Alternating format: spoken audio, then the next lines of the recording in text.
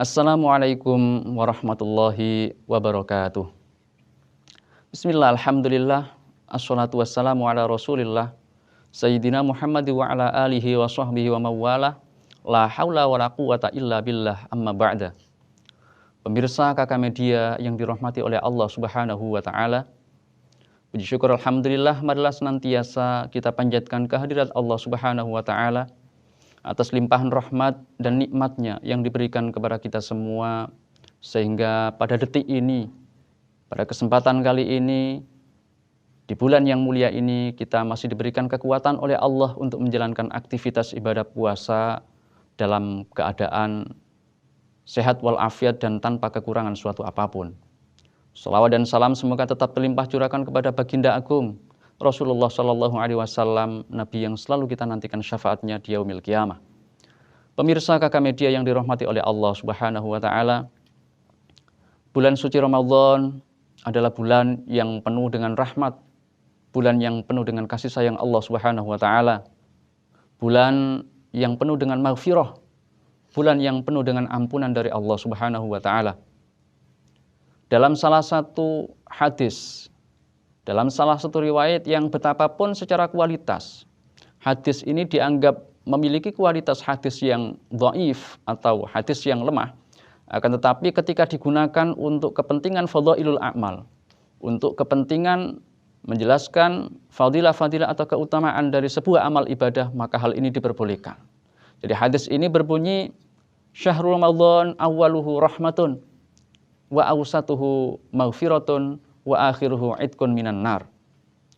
Jadi bulan Ramadan itu awalnya 10 hari pertama itu adalah penuh dengan rahmat atau kasih sayang dari Allah.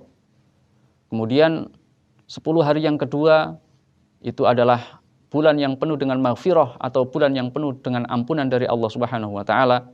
Kemudian 10 hari yang terakhir dari bulan suci Ramadan adalah bulan di mana Allah membebaskan hambanya dari siksaan api neraka.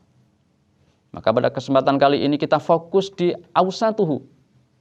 Jadi bulan suci Ramadan adalah bulan yang penuh dengan ampunan dari Allah Subhanahu wa taala.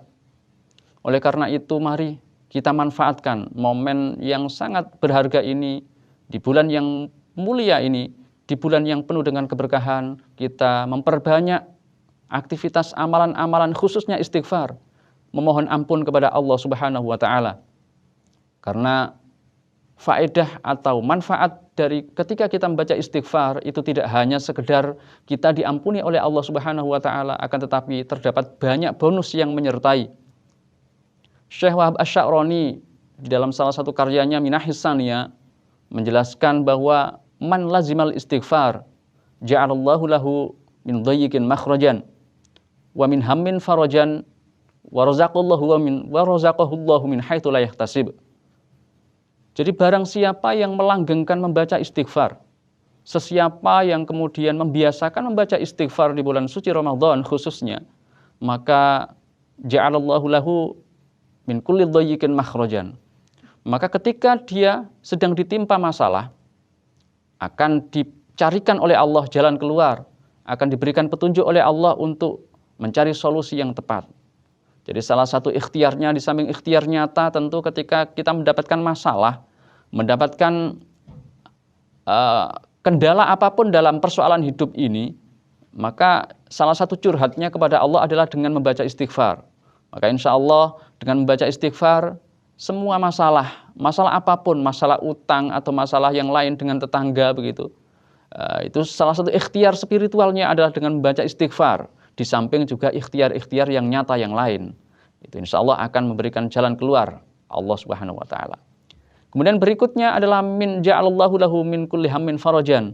Ketika seseorang itu sedang dalam keadaan gundah gulana atau gelisah, dirundung duka, kesedihan, maka Allah akan memberikan kelapangan, maka Allah akan memberikan ketentraman bagi dirinya. Jadi salah satu curhatnya sekali lagi adalah dengan banyak membaca istighfar, maka insya Allah kegelisahan, kesempitan, atau kerupukan, sumpek di dalam hidup, stres dan seterusnya, maka salah satu caranya adalah mohon ampun kepada Allah Subhanahu wa taala dengan banyak membaca istighfar.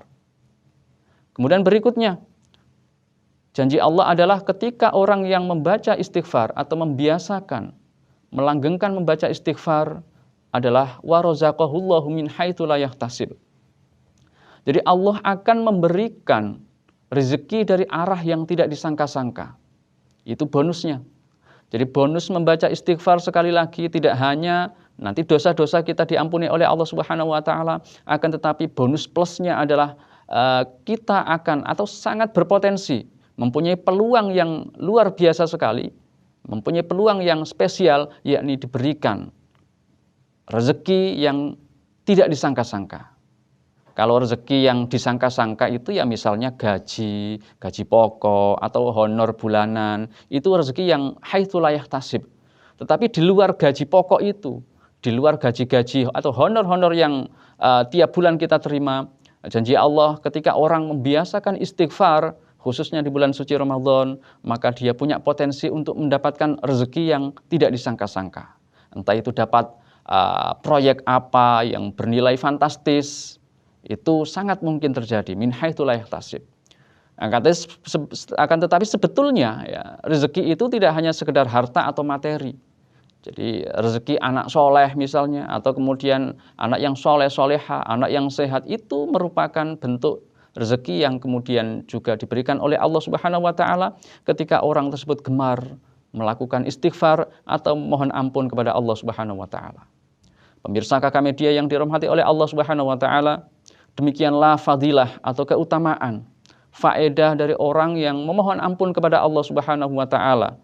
Banyak membaca istighfar di bulan suci Ramadan, tidak hanya diampuni oleh Allah Subhanahu wa taala, akan tetapi dia akan mendapatkan bonus plus-plus. Mudah-mudahan kita semua termasuk ke dalam hambanya yang gemar melakukan istighfar dan istighfar kita diterima oleh Allah Subhanahu wa taala. Demikian, Assalamualaikum warahmatullahi wabarakatuh.